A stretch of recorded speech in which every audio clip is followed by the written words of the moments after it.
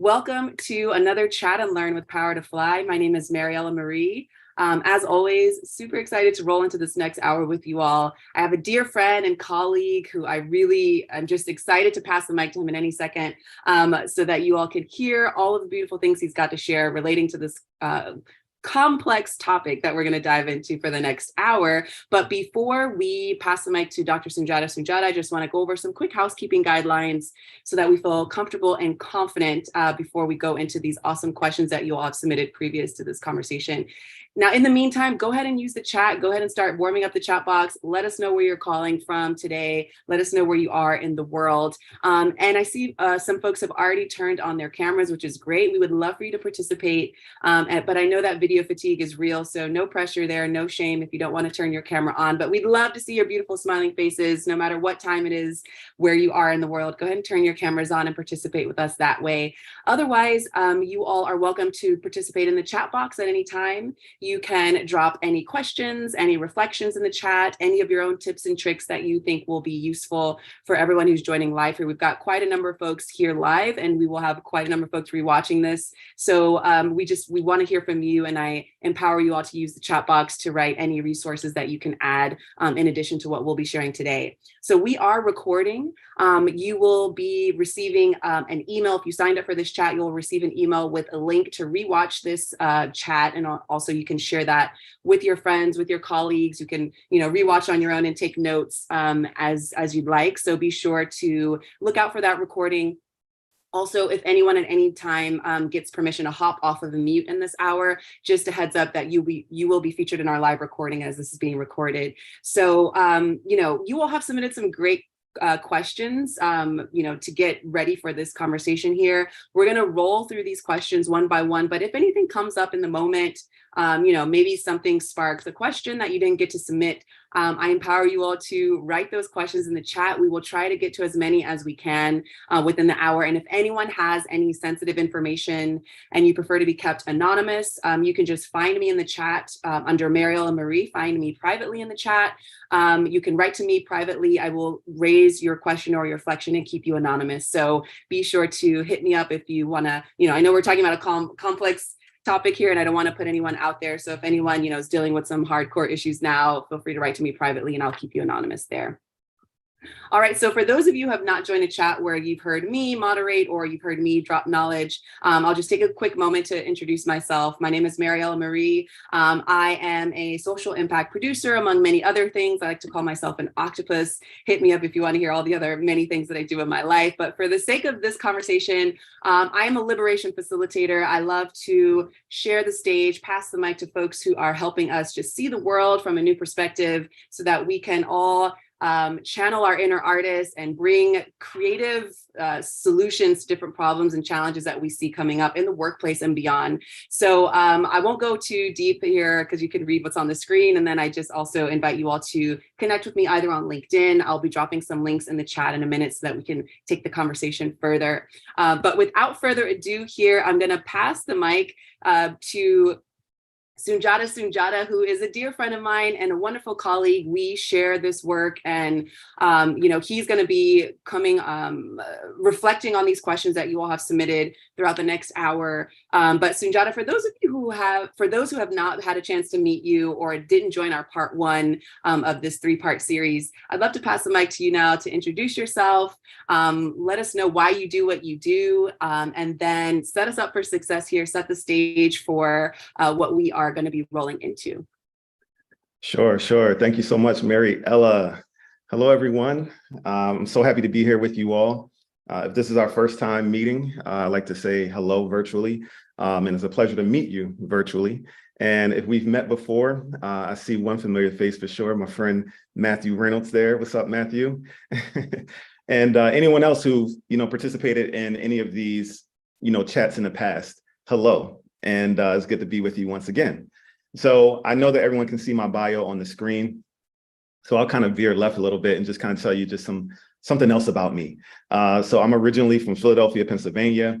And let's see, I'm a father of 2. I have a 14-year-old daughter and a 10-year-old son.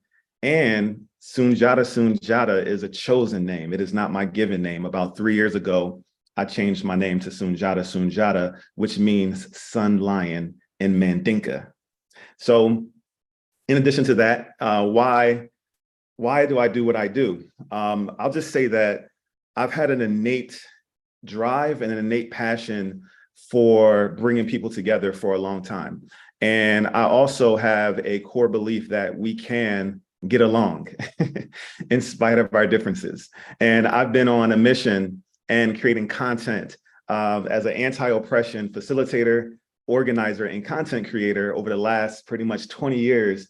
I've been creating content and organizing, people around that belief that we can get along, we can show up as our best selves for one another, and we can, learn how to, collaborate in spite of our differences to, reduce harm in any context, whether that's in a personal context or a professional context.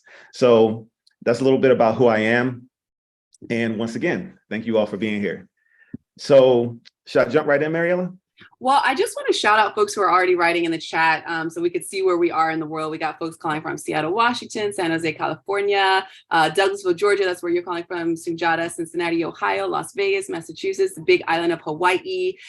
We've got Oakland in the house. We've got Morocco in the house, San Diego, Michigan, awesome, Detroit, Quebec. Keep dropping in the chat, New Mexico, awesome. Keep dropping in the chat where you're coming from today so that we can make sure, we are sharing stories and everything is happening at once in this beautiful world. But we do have our lived experiences that allow us to have different challenges that might arise. So make sure that you let us know where you're coming from in the chat. And also Sunjata, before you set the stage, I want to just ask our live audience now to drop a 1 in the chat if you are currently going through some issues in the workplace that you need resolved like yesterday that have to do with conflict resolution. So drop a 1 in the chat if it's like, you need help yesterday with conflict resolution in the workplace with your teams. Drop a 2 in the chat if you're here for more of a preventative discussion where you make sure you know how to put out the fires should any conflict arise. All right, so I'm seeing a mix here, lots of 1s, lots of 2s. Thank you all for participating so far on that. All right, so you all will also see that you get your SHRM credits here for joining us in this conversation. So I'm going to stop sharing my screen in just a few minutes, but I'll leave it up for you to grab those credits that you see here at the bottom of the screen. And then I'll be sure to drop that in the chat as well for you later. So Sunjata, key takeaways for today's conversation before I give you the questions that folks have submitted. Yes, actually, Mariella, before I get into those key talking points or takeaways for today's conversation, I want to do a recap, because this is part 2 of conflict resolution career coaching. And some of you may have been with us last month where we did part 1, which was navigating conflict resolution using authentic dialogue. So I just want to share with you all a few of the key points that were addressed, a few of the key pain points that were addressed during that chat. And so one was, how can we foster in our teams the skills required to resolve conflict with authentic dialogue? So we had some great discussion around that, and I offer some keys around that. And then another question was, what are the main differences between authentic dialogue and debate? How can we make sure the conversation doesn't turn into a debate? And many of you may be familiar with debate where the object is to win, right? And it's typically a us versus them type of environment within a debate-based context. And with the conversation around authentic dialogue, I was able to share some key themes around how to have a conversation together where the object is to learn and to listen to understand, even if there's disagreement. So if you didn't get a chance to, be with us for that first training, I just wanted to, give you some highlights on what we discussed and some of the questions that came in. Mariella is going to drop a link in the chat at some point, if you can, Mariella, for last time, the chat from last time, from last month. And also, we just released the training as well on our website, an on-demand self-paced course about how to resolve conflict in the workplace using authentic dialogue that you all can visit our website to check out and earn some SHRM credits in addition to learning the skills to resolve conflict one-to-one or within a group setting through that training, but you also earn some SHRM credits as well. So, I'm sure at some point Mariella will drop some info in the chat about that as well. And the last thing I like to share is, which was really cool, is that we actually, gave one person an opportunity. We selected one person to receive a free conflict consultation about a work issue that they were dealing with. And this individual and I had a chance to get together for a 30-minute consultation. And, I know that a lot of light bulbs went off during that conversation. And, she was able to implement some of the tools and the tips that I was able to give her immediately. And it actually transitioned to how we could potentially work with their team as well, to put in some processes and systems in place to be proactive, some of which I'm going to hint at today during today's conversation. So let's talk about today's talk and Q&A and some of the key takeaways. So there's 3 key takeaways that I'm going to kind of give you some insights into. The first one is why proactive conflict resolution is better than reactive conflict resolution. Number 2 is how co-creating a culture statement and core values enhance your DEIB and conflict resolution practices. And number 3, how values-based conflict resolution improves trust and collaboration. So let's start with the first one. Why proactive conflict resolution is better than reactive conflict resolution.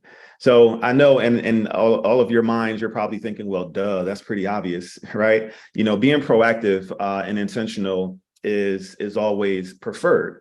But oftentimes, I meet so many people when we're meeting with potential clients in our discovery calls and working with clients where there's a skills gap between what they want to do and how they want to show up for one another within their teams and the actual skills they have to carry it out. And that's where we come in. We help to fill that gap with some skills and processes. And, with being proactive around conflict resolution, it allows you to, it creates an environment of psychological safety when you have procedures in place to handle conflict resolution before it arises. When you have the language, when you have the overarching themes and culture that embraces conflict and accepts the fact that conflict is inevitable, right? Conflict is inevitable whenever human beings are dealing with each other. However, conflict does not have to cause divisiveness. And conflict can actually be leveraged to strengthen relationships with the proper skills and processes. And that's what we teach. So it's really exciting every time we're able to impart those things, on our clients or with our clients. And one of the things we do is, if you look at, transitioning to bullet point number 2, is how co-creating a culture statement and core values enhance DEIB and conflict resolution.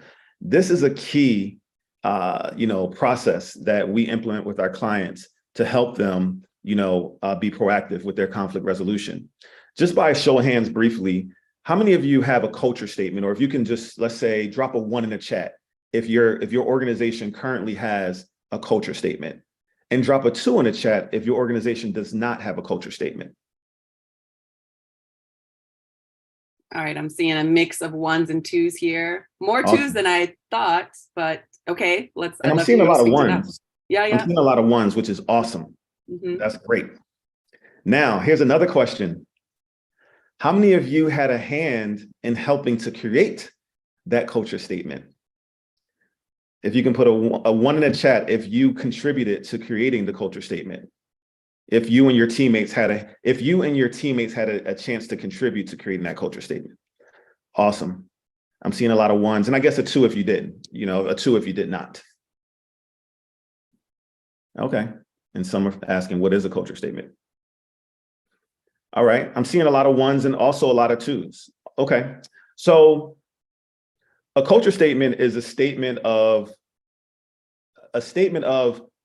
who you want to be for one another and how you want to show up for one another in your work environment. That's a pretty easy and simple way to say it. Who you want to be for one another, how you want to show up for one another. How do you want to feel in your workplace? How do you want to feel when you're interacting with your colleagues and your teammates? All those things make up a culture statement where you can, as a team, ideally, you can co-create this culture statement, okay? And we also add in with our process core values. We have a process where we help organizations and teams co-create their culture statement and core values so that each stakeholder can see themselves in it. Because when you can see yourselves in it, there's more buy-in, there's more belief. When you can read that culture statement and say, that resonates with me, that resonates with who I am, and it resonates with my needs for feeling safe in this company and in this work environment, and feeling like that I can, do my best work day in and day out. Does your culture statement bring about those feelings? Okay. And if it does, okay, for those of you who have one, you're a step ahead of the game. And for organizations and teams who do not have one, it's really important that you work together to create one, because it's going to go a long way for helping you to be proactive with conflict resolution. Okay. And Mariella, if there's some poignant questions coming through, please let me know, because I'm not catching all of them, but don't hesitate to stop me if there's something that's, feels like it needs to be addressed with some of the questions or comments that's coming through. Yeah, I think you're hitting on these questions. There's some questions about, how does a diversity statement differ from a culture statement? So yeah, what is a culture statement? So yeah, you're definitely hitting the nail on the head there. Okay, awesome. So how can it enhance conflict resolution? Well, one, when you have your culture statement and your core values in place, both of those things in place, this takes us to the third bullet point, how values-based conflict resolution improves trust and collaboration. A lot of times, I'll hear from people who say one of two things. One, whenever we have to, address a conflict, it can turn into an argument very quickly and tensions rise. And, it just creates a very, unhealthy and unsafe work environment, because our team, we just don't know how to resolve conflict in a peaceful way. Another thing that I hear is a lot of folks who are afraid to bring their concerns or their thoughts to the forefront because of the potential volatility that may, ensue. So some people keep it to themselves because they don't trust that if they bring about their gripes or their concerns, that it will be, received in a way that is productive for the team. So what does that do? That breeds some underlying resentment that over time it deteriorates at the foundation of your team culture, when people aren't speaking up or when people are arguing when they do speak up, right? We don't want any of those things. So what can we replace with that? Values-based conflict resolution. And what do I mean by that? Well, if you have team values and you have values using like the words trust, for example, or collaboration, or, integrity, any of those things, whenever you recognize that there is a misalignment within your day-to-day operations with your stated culture or your stated values, you have a conversation from your culture statement and your values by saying something like, Mariella, I want to have a conversation with you when you have some time and you set that time aside and y'all have y'all moment, right? You can come to Mariella and say, listen, within our culture statement, it says X, Y, Z. And we have the values of trust, collaboration, teamwork, integrity, et cetera. And right now, I'm not feeling like we're collaborating at our best. And I would like to have a conversation about that, because I would like to make sure that we can continue to move forward and work together in a way that's in alignment with our stated values and our stated culture. Would that be okay, Mariella? And then you wait and you let Mariella respond. What do you think Mariella is going to say to that? What would you say to that, Mariella? I'm going to say, yeah, let's go for it. Right. Yes. Because do you feel attacked with that approach? Do you feel called out? Do you feel attacked? No, I don't. Right. Because the approach is in alignment with your stated values, your stated culture. And when you're coming from a place of wanting to maintain alignment with those things, you're sure to get buy-in. 99.9% of the time, you're sure to get buy-in from your teammates about having a discussion about having a discussion about what you noticed that's misaligned, and then putting your brains together around solutions using authentic dialogue. For those of you who are at that training, putting your brain together about solutions on how to move forward to get back into alignment or to get into alignment for the first time if you haven't been there at that point. So that's just some high level, takeaways for you all to kind of chew on around how to leverage your culture statement and your core values to have conflict conversations. Any questions on that, or do you want to jump right into the questions? Yeah, I think we should jump into the questions just so that we can have as much time to get to these pre-submitted questions. But what I will say, I have worked with Sunjata for the past almost 2 years now. And I've also been able to, be moderating for some of these Q&As. And it is so invaluable to just actually do the work, create your culture statement. It's one thing to hear him say this, it seems really high level. And then I even see some questions like in the chat box asking, how is this different from other things? And you have people saying, don't give me that PC cycle babble. So definitely part one is a key tool in this process, having authentic dialogue, because it just helps to keep things at a nice, calm, and professional and human level instead of raising tensions and then people don't hear each other in order to basically get consent, waiting and seeing if people say yes, which is a big thing we're working on in our culture, in our modern culture, right? Like having someone give you their consent to move forward, and then, creating something together. So I'd love to move on to these questions that have been previously submitted. And then should we have time, I'll raise some questions that come up in the chat. So folks, yes, Sunjata, you have a question? Yeah, I just wanted to add, so that folks understand this is a 3-part process and we're giving you some high level insights into how the process works. Part 3, next month, we have a process for you all that helps you to make these things actionable, because a lot of times consultants will come in and help organizations co-create their culture statement and their core values, their mission, their vision, and do some team building, and everyone feels really, really good. And then a few weeks go by and people resort back to their old ways of behavior. One of the keys to what makes Grow Dialogue different is that we have a process that we're going to introduce to you in part 3 of this Q&A series that helps you remain aligned and accountable to your culture statement and values over time as you're constantly navigating change. So I just wanted to put that out there. Yes, I love that. All right, because change is constant, right? And as everything is just, we are all trying to participate in this change, right? And so our voices need to be heard for those of us who want to, show up in the space and be actively participating in this change. So let's move on to the questions here. So if you hear your question come up and you're here with us today, let us know that you're here. We just want to make sure we get your question covered. We're going to take these questions one by one. And so let's talk about trust, because there were a lot of questions that came about trust. Okay. So this first question reads, how can you improve trust as an HR professional when a department in the company has historically had a bad relationship with them? Yes, that's a great question. And as you said, Mariella, there's a series of questions that, kind of tie into this idea of, trust, building trust, or there being a lack of trust with either colleagues or superiors. And, it's like, how can we move beyond that, right? How can we move from that lack of trust to a place of trust, psychological safety, and being able to communicate through our differences or things that just aren't working? And there's a couple of things that came to mind, because I understand that sometimes we have hard people that is hard to work with and hard to communicate with. And the first thing that I always like to start with when, having this conversation is that just be authentic. One of the foundational, tools that we teach is authentic dialogue.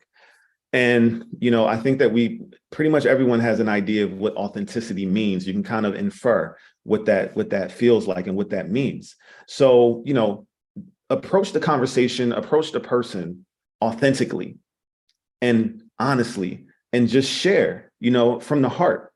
And make sure that your words come from your heart space, and think about ways that you can de-escalate tension right from the start by letting that person know that, there's some things that you've been noticing and you would like to think together or collaborate to come up with some solutions so that you and your teammates and leadership, et cetera, or this departments, these various departments can all feel good about moving forward together.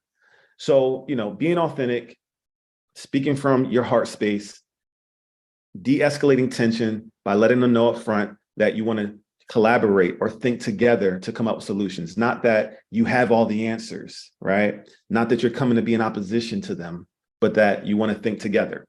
And then from there, I would hope that if you approach it in that way, then there would be space for, some things to move, some things to change, and for them to have an open heart and an open mind to what you share. Now, a lot of times, if I can, move forward, right? If you approach it that way, if you approach it from an authentic dialogue perspective, and I'm just going to, speak as if you've heard that Q&A from the first time, or you're going to learn, take our training and on our website and learn what authentic dialogue is. I'm going to assume that you're going to embrace, or you're just picking up some of the energy I'm saying and how I'm conveying these things now. You're taking notes and you're going to be able to move forward with that understanding. So let's say you approach it that way and you don't notice a change and there's no movement to try to improve the relationship. Then I would say to start noticing patterns, start taking notes, documenting what you're experiencing, noticing those patterns. And then, with that, I'm sorry, I want to back up. I want to say something before that one. Also think about what I just said. And when I was talking about the key takeaways, do you have a culture statement in place? Do you have core values for your organization in place? Does your organization have a mission or a vision? And maybe you can speak to that as well when you're having that conversation, and speak to some of the problems and the issues that you're seeing and how they're misaligned with the stated mission, values, culture statement, and vision of the company. So you want to approach it with that as well. And then from there, if you don't see any movement, then you start to notice the patterns, you start to document the patterns, right? And then you can begin to make a decision. You can be the change, right? You can be the change. What do I mean by that? In my mind, I think you could, and I saw someone, putting some tips in the chat, thank you, about looking at the employee handbook and agreements and things like that to help, support what you're bringing to the table. In addition to those things, when I say be the change, maybe you can go to some of your colleagues and you all can start, communicating around what you're experiencing, surveying to get some feedback from your colleagues to see if there's a lot of people experiencing the same things, and then taking those surveys to leadership and, trying to encourage them to address these things, letting them know it's not just me. There's a lot of people. And all throughout, again, you're showing up in an authentic way, in the spirit of authentic dialogue, in the spirit of thinking together, in the spirit of being aligned with our stated mission, values, culture, right? And by doing those things, I think that you should get some movement. So I'll stop there. Thank you. I appreciate that hefty response. And I would just like to add that, we are in this work undoing a lot of things that have been done for generations before us. This is like, we are making history all the time. I would like to say that, so, if things don't change from one minute to the next, don't feel like you need to give up. As Sunjata was saying, of course, you want to make sure that you have psychological safety there. You want to make sure you're safe. As people are dropping in the chat, make sure you know your legal employee rights. I love that Sunjata is also like, take notes, because maybe if you do have to, escalate things a little more to any other folks in, leadership, you have those notes. You'll have these meetings recorded, and, it'll be to your benefit so that you can, bring your perspective. You can also bring the culture statement perspective and also bring your legal rights in. So you're basically, you are being the change, as Sunjata is saying there.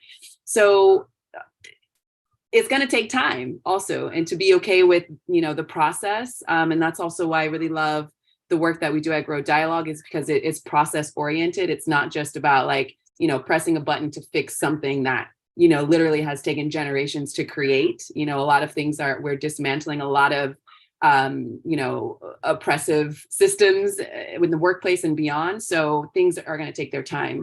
So just to make sure that you keep that in mind. Now, speaking of taking time, let's move on to this next question here that has to do with a lot of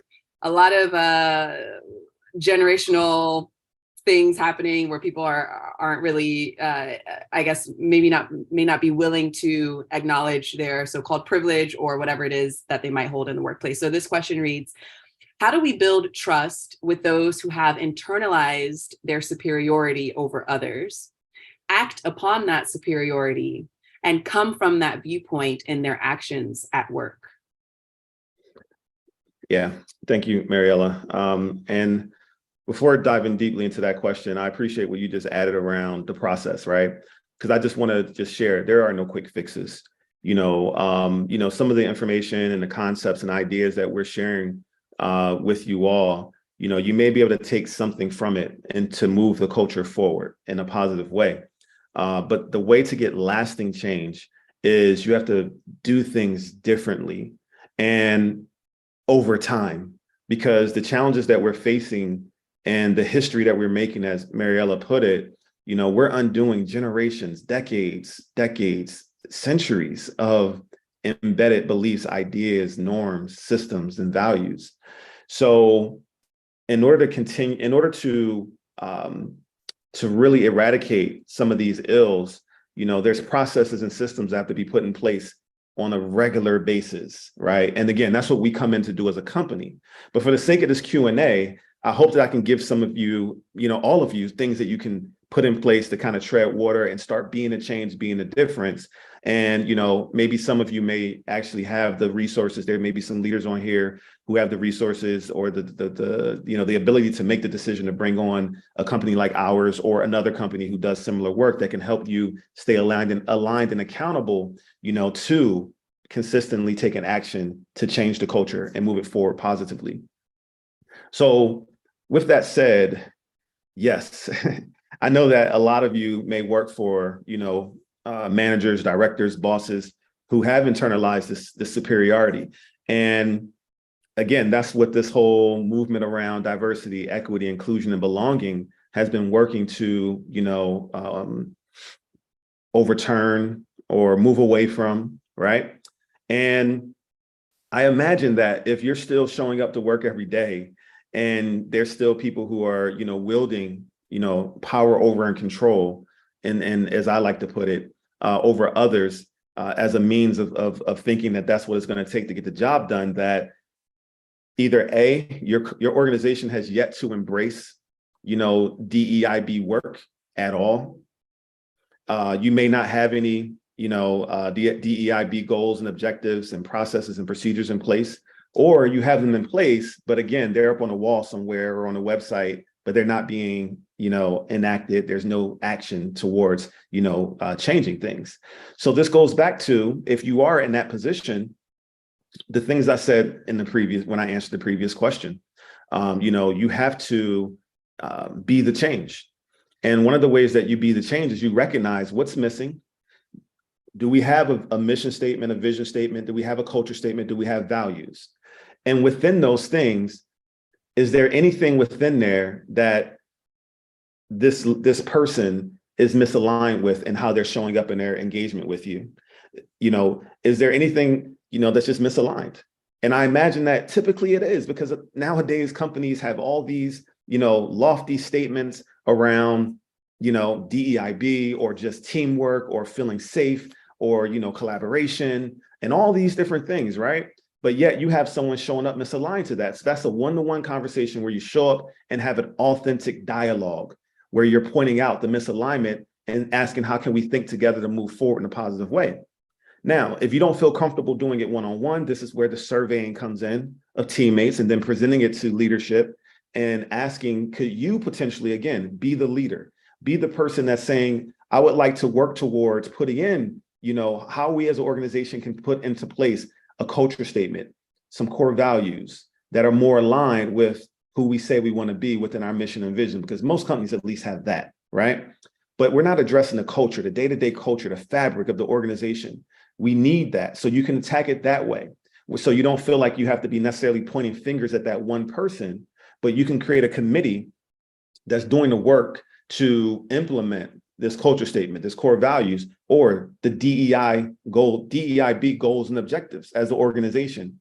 And then from there, now you have a foundation of things that everyone has an opportunity to co-create together. Everyone has an opportunity to opt into, to buy into, to agree to, and say, yes, that feels good. That's who we want to be.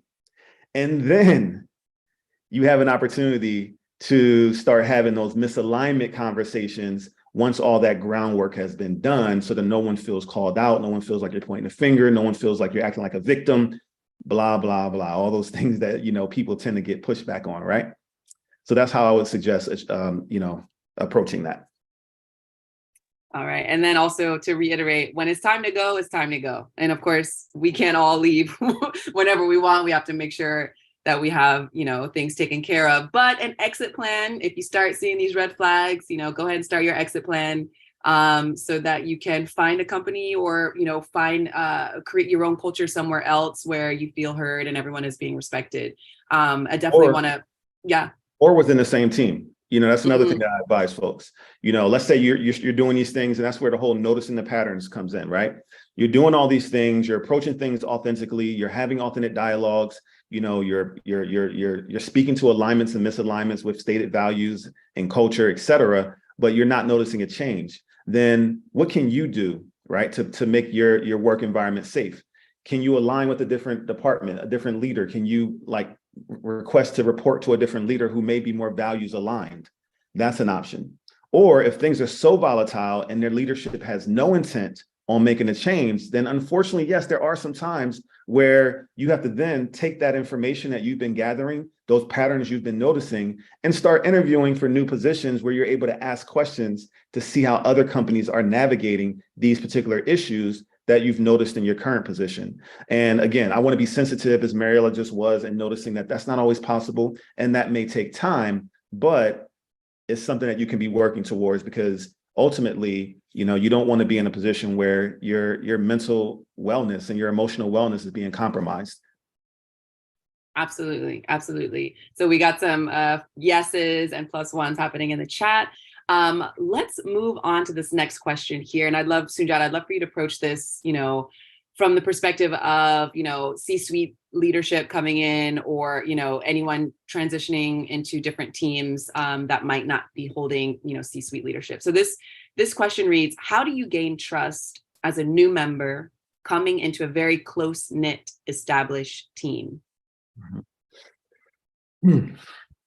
So, again, I'm going to sound like a broken record, but by showing up authentically, showing up authentically. And what do I mean by that? One, what I would do is, I would be patient with the process, and I would, just show up in a way where I'm looking to listen, to learn. I'm putting myself in a position where I can be of service, and I could be, how can I help, or how can I learn, and absolutely listening to learn. And, from there, when you see that there's an opportunity where you have some insights based on sitting in a Q&A like this, or going through a training that helps you to communicate or resolve conflict, or, project manage, anything where it's like, okay, this is my area, this is my place to shine, this is where I see I have an opportunity to move this team forward with some insights, you share them. And ultimately, when there is, an opportunity where there may be some tension rising, you can be that person that can say, hey, whether it be one-on-one or within the team group setting meeting, can we listen to each other to understand, start bringing some of these qualities in there. It sounds like, you can say something like, it sounds like we're having a debate where, someone's trying to prove themselves, or, someone's trying to win. And, I've learned that when we listen to understand, and then we take each person's perspective into consideration when it comes time to making a decision, or, coming up with a solution, then everyone has a chance to feel heard and understood, that people's, walls come down when they feel understood. And then it's easier to make a decision together. It's easier to compromise when you feel understood. So, when you take some of these key points and this knowledge that you're gaining by going through this, these Q&As with us, I think that you'll be able to take away some key language that you can, use to build trust. And thank you for those of you who are also adding, resources and insights in the chat as well. Absolutely. I just want to give voice to something that is getting some love here in the chat here. Someone's writing, a good company culture is looking for culture contributors rather than a culture fit. And exactly what you were saying earlier, Sunjata, that change is constant. And so being able to be changing, with the times, which means updating and listening to different voices, different, adding different things to your culture statement and not just holding it as a brick wall that we all need to just figure out how to live with, which definitely goes against, I think, most of our beliefs these days. So that flexibility, and having people contribute and add to the culture instead of trying to fit into the culture. I love that is coming up in the chat. All right, so let's move on to this next question. This last question around trust here. How would you encourage senior leaders to foster trust with employees?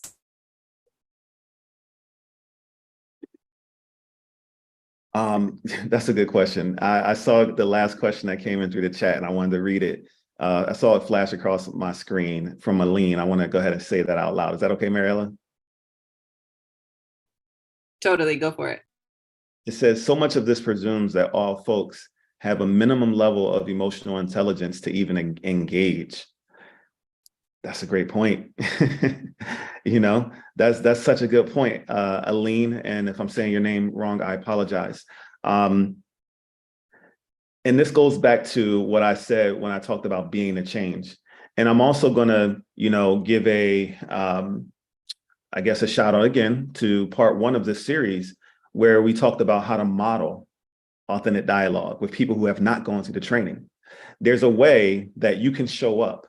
And I'm just going to go ahead and give a shameless plug to our Resolving Workplace Conflict using Authentic Dialogue training at our website, because I talk about how you can model these skills. You can actually model emotional intelligence in the way that you show up, in the way that you engage with someone when there is a conflict. And by modeling it and through the questions you ask, you're scaffolding, meaning it's almost like you're holding their hand and like helping them build their emotional intelligence skills, because you're modeling it and you're doing it, and then you're asking them to give you the same respect. So there are ways. I just wanted to say that, we're all showing up with different levels of emotional intelligence and different skill sets. But I want you to know that, yes, there are solutions and we have them. So stick with us, okay? Stick with us, and I can ensure you that we can help you upskill, not only personally, but and show up in a way where you can also bring along those people in your organization and in your team who still need to gain these skills just by the way you show up. So now, addressing that question, Mariella, could you read, which question were you reading again? I'm sorry. Yeah, no worries. So how would you encourage senior leaders to foster trust with employees? That's the whole idea of being a servant leader, right? I think that the way that you do that, again, is by, being an authentic leader. And what does that mean? It means partnering with your teammates. It doesn't mean, you have to come from a place of superiority all the time. It means admitting that I don't have all the answers, and we're at our fullest strengths, we're at our best capacity when we're all contributing and we all have something. Yes, I have my skills and my strengths, but I'm nothing without your skills and strengths as well. Also admitting when you're wrong, right? Also showing up in a way where you're listening to understand. And you're allowing your teammates that work for you to feel psychologically safe when they come to you with their gripes, having an open door policy around, setting up one-on-ones to address issues, concerns, fears, a lack of psychological safety, et cetera. So really just showing up in that way where you're being authentic, you're being a servant leader. And I think that'll go a long way to building trust. And also by investing in your team, investing with team, team building, activities, as well as skill building activities, doing trainings with companies like Grow Dialogue or other companies who do other trainings to help you all grow together. And when you're investing in your team around communication so that you all can communicate and resolve conflict more effectively together and build a culture of trust and safety, et cetera, your teammates will notice that and they will thank you for investing in them and for caring enough about the culture and for them as individuals and signaling that through your actions as well as your investments. Yes. Again, you are giving a beautiful umbrella visual of all the things that come into doing this work, right? And so I just want to say, if this sounds overwhelming or it sounds like, wait, we need to even go back to square one, because this is, our leadership isn't even there yet. They're kind of, they still have, the ship hasn't docked. So, they're to make sure that we're taking our time with this.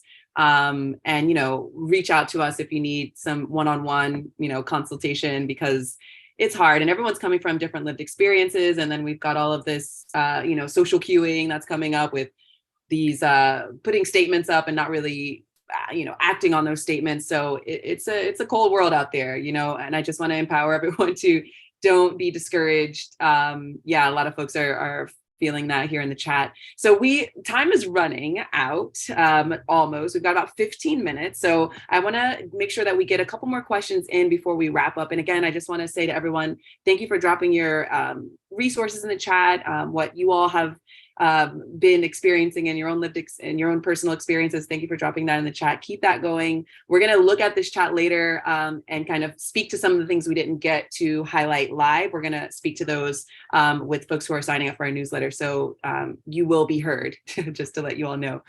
All right, let's move on to values and team culture. Okay, so this question reads, I think failing to identify conflict is a problem. Is there such a thing as being desensitized to workplace conflict? And if so, how does one tackle it as a necessary step toward finding a values-based way of resolving it? That's a complex question. Failing to identify conflict as a problem. Let's see. And then is there such thing as being desensitized to workplace conflict? I feel like, if someone is desensitized to workplace conflict, then there aren't any values in place. I think that that's like the only thing that can be present if that is happening. There aren't any stated values. There isn't a path forward, there aren't guiding principles that exist within an organization where folks are desensitized to conflict, because to me, that says that there's a culture where, conflict is acceptable and it's viewed, toxic, negative, unaddressed conflict, because conflict in general is going to happen, right? But in a way where I'm assuming, I'm reading between the lines here, that this person is speaking about, conflict that's causing tensions to rise and toxicity and an unhealthy culture. And if those things are allowed to happen, the only way that, you can make steps towards finding values-based ways to resolve it is either A, what we've already talked about, speaking to the values and starting to bring that into your culture by you being the change. If those values do exist somewhere in your organization, start having those conversations about how you are currently as an organization misaligned with that and how we can get into alignment. What do we need to do to get into alignment? You could say, I want to start a task force, or committee that works on this, right? And if you don't have those things, then you can be the person who's proposing, again, either creating a committee that's going to be in charge of helping the organization co-create this culture statement and core values, or bringing in an organization like Grow Dialogue or some other organization that does work like this to help the team in the organization co-create these values and these culture statements so that you all can begin to address it. Because if you have a toxic organization around conflict, I assure you is showing up in your bottom line. I assure you is showing up in your lack of retention, your attrition, your apathy for the employees. There may be a lot of, talk behind the scenes and people in silos and not very much collaboration. So it's hurting the bottom line. And that's another thing that would be evident when you're having that conversation with leadership on why we need to start making changes and moving towards bringing in the resources towards creating these processes and putting these statements and these guiding principles in place to guide the organization. I hope that helps. Thank you, Sunjata. And I just want to flag some things that are happening in the chat box. We've got folks saying that, desensitization in the workplace is extremely common and possible because we're basically a reflection of the culture that surrounds us. So if we are living in a culture that lacks cultural sensitivity and true openness, or when you're bombarded by violence, desensitization becomes protective. Yeah, thank you all for dropping that in the chat. And we have a great friend on the line here who works with your personal statement, crafting your equity lens. And so if your company doesn't have a culture statement, and instead of trying to push them to create one if they can't, it's always good to start with yourself as well. So crafting your equity lens. What will you stand for? What won't you stand for? What's your boundary? And then have that help you show up in the workplace. If you are bombarded with people who are desensitized or, really aren't making the time to listen to you, because definitely we want you all to be, keeping yourself, making sure you're taking care of yourself, even if the space isn't allowing you to speak up here. Absolutely. To take that a yeah. step further, Mariella, that's Matthew Reynolds Consulting that you were just referring to. Matthew Reynolds, Matthew can drop his website in the link because he's here with us. I know Matthew's done Power to Fly chats, and I appreciate seeing you here, supporting here, and always learning, Matthew. So I appreciate that.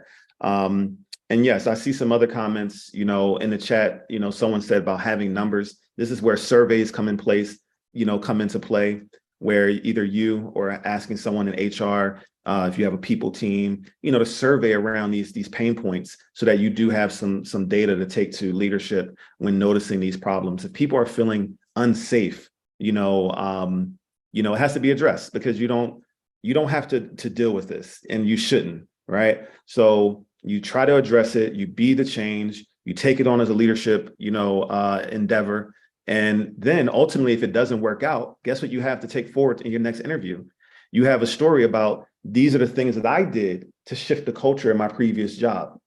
These were the results, right? But now you have, something tangible that shows how you're proactive, how you're intentional, and how you're a leader in the way that you address these things before looking elsewhere. So no matter what, it can only serve you to start, being the change and taking action. Absolutely.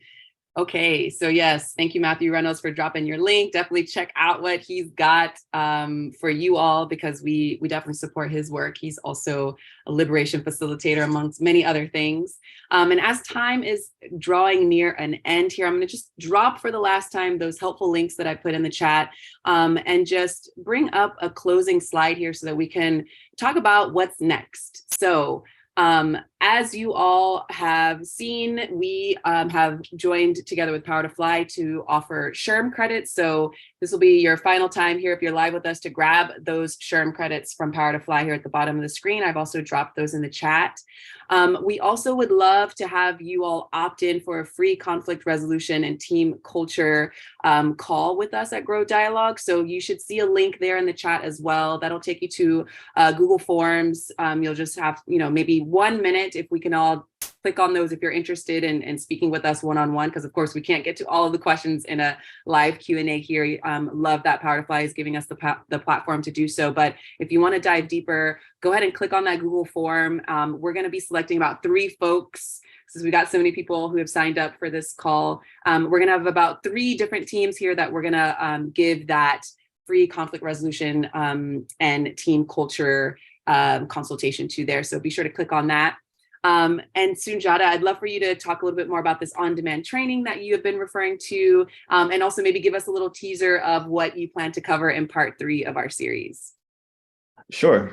Thanks, Mariella. Yeah, so within the on-demand training, resolving workplace conflict using authentic dialogue, it was actually what inspired me to create this training. It was after the last month, because typically we've only done, live trainings with our clients, either in person or virtually. But we didn't have any on-demand self-paced options. But based on, I just got a sense that this is such a need. This is such a need that so many of you have out there. So I just took some time to, record a training that spoke directly to a lot of the, the points that I was giving, some high level overview details on in our last chat. And I just gave a very detailed, training on authentic dialogue and how it's different from debate, as well as, how to use authentic dialogue to resolve conflict, even if the other person hasn't been trained on it. Because typically when we go into organizations, we train the whole team on authentic dialogue. So then when conflict arises, everyone is armed with this language and this skill set. But oftentimes, it's hard when you have the training, but the other person doesn't.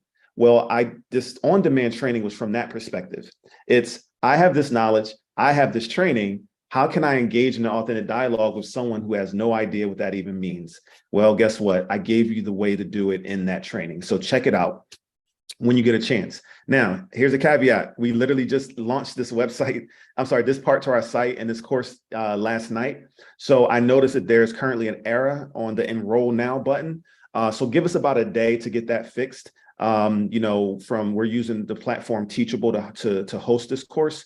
So I need to reach out to their customer service because the course is published, but it's saying that it's not. So, but you can go to our website now and read what the training is about, how much it costs, how many credits for SHRM you'll get if that's something that you can benefit from, et cetera.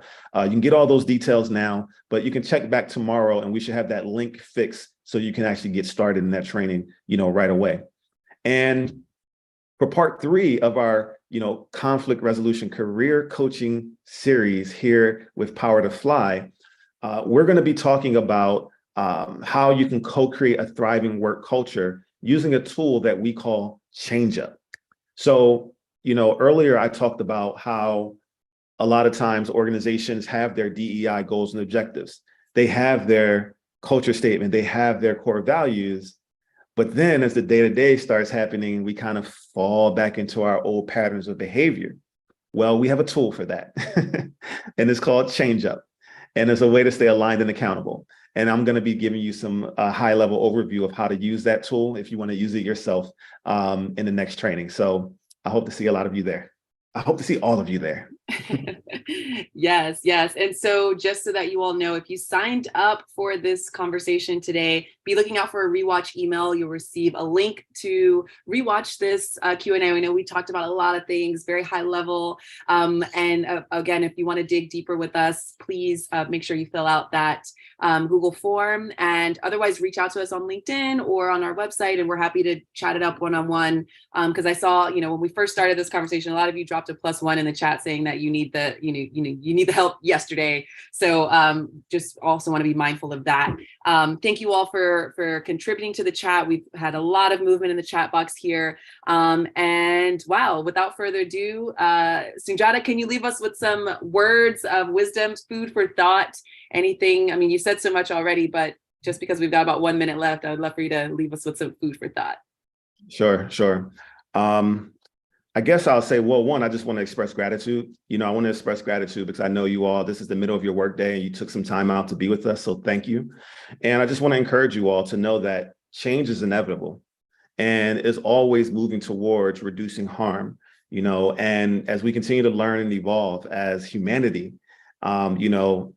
it's happening, even though it's happening slow, it's happening. So I just want to encourage all of you to continue to be the change, continue to do the work, and know that your efforts are not in vain. And I just want to say thank you, because not only when you help to be the change in your work environment, it trickles into every other area of our lives. These skills are transferable into our personal relationships, our households, and our communities.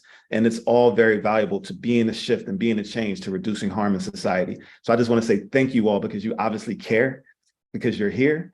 And I just want to encourage you to keep doing the work.